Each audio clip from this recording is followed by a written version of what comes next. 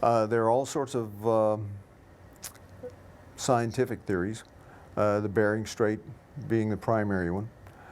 And recently there have been other theories about boat migrations. Thor Heyerdahl was probably the first of the well-known, what I call a cultural scientific synthesizer, who put all the facts from various disciplines in one place and looked at them. And his theories talked about the use of the ocean currents from Asia over to the coast of North and South America. And that was his postulate. There are others. The Book of Mormon, of course, is one of those theories, the people arriving by boat from the Middle East. And many Indian tribes say, and this is what I really think we need to do, is listen to what the Indian tribes say. One of the legends of my tribe, and as well as some others, is that we came from here. We have always been here. And the Book of Mormon and Mormon doctrine supports that. Our legends say that our people were led by two brothers in a great migration.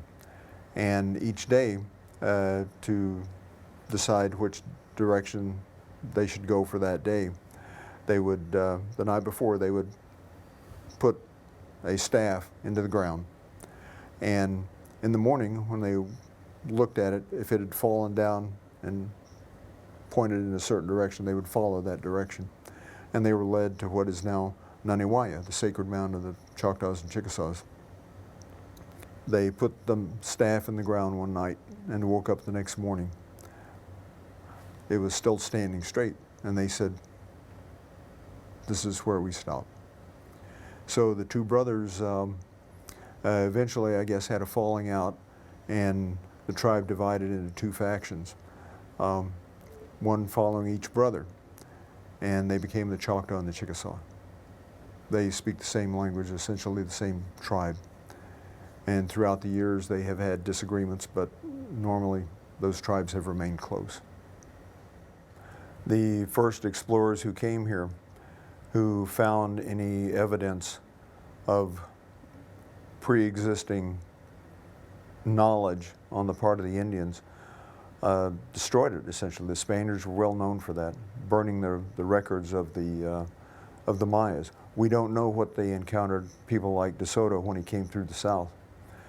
There were great civilizations there. Whenever De Soto came through here in the 1500s, he made slaves out of most of the tribes he encountered until he came to the Chickasaw, and they stopped him. And as one person told me, we might all be speaking Spanish today if it weren't for the Chickasaw. So this nation has a great history. It simply hasn't been told. And the Indians are the ones that have known it. But because of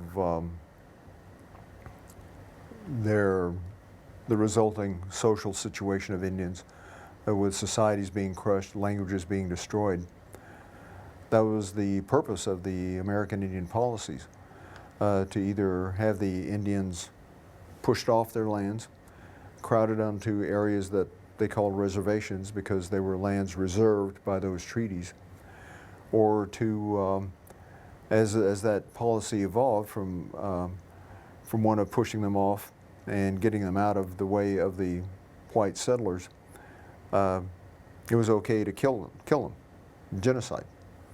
Whenever they found that they weren't going to go away, and they had put them on reservations, they tried assimilation, make the Indians be like the dominant society. From what I understand, it was a philosophy espoused by some politicians, some American politicians, that said that from the East Coast to the West Coast, this would one day be one nation, and that any obstacles in that path would be destroyed.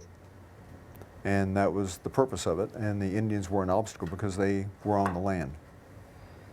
And a new nation would need land for its growing population. And the Indians were viewed as simply that, an obstacle.